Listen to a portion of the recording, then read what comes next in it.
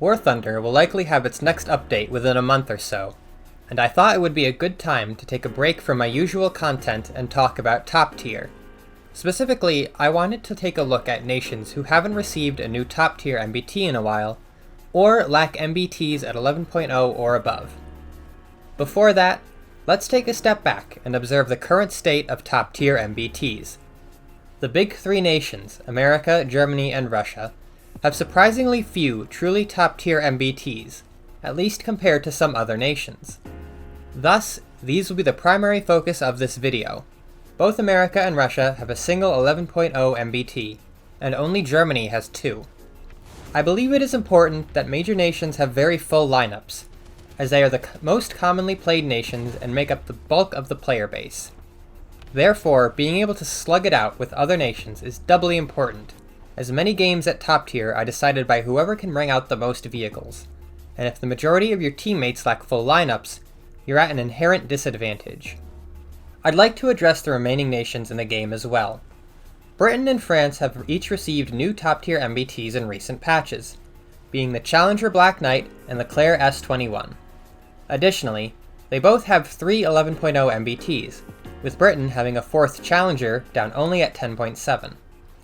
Japan and China too have had recent additions in the form of the Type 10 and ZTZ-99A, coincidentally also their respective in-service MBTs.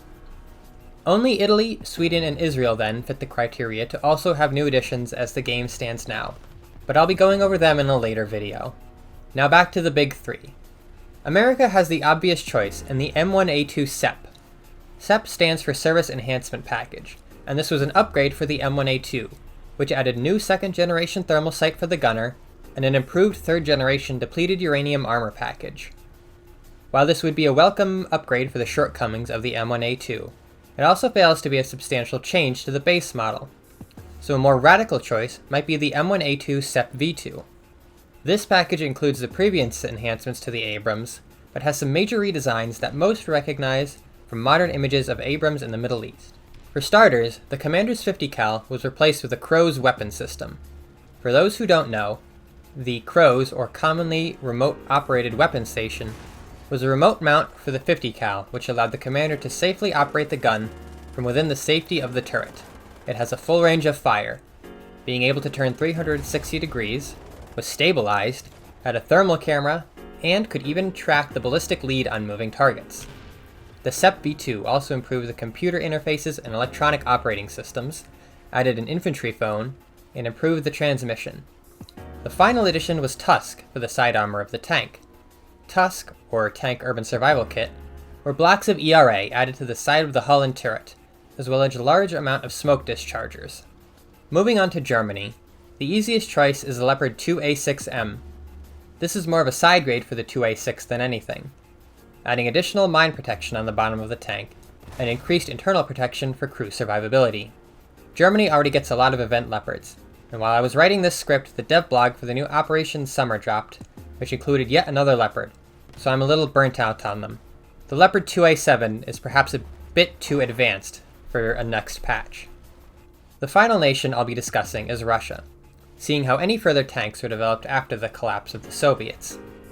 While they do have 4 existing rank 7 tanks, only the T-80 BVM is 11.0. There are then a few choices for what they could receive.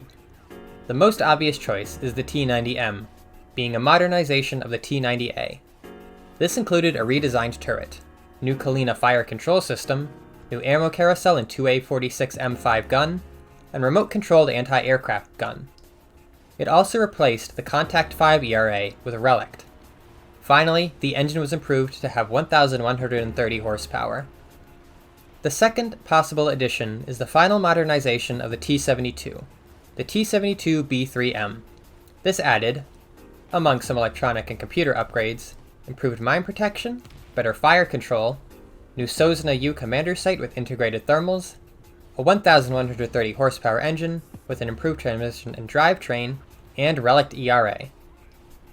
I've chosen not to discuss any T-80s, as the BVM is still the most recent Russian MBT, but there are options there as well for a future video, as well as prototypes. While these 3 nations have more modern tanks still, War Thunder is not yet ready for them in my opinion.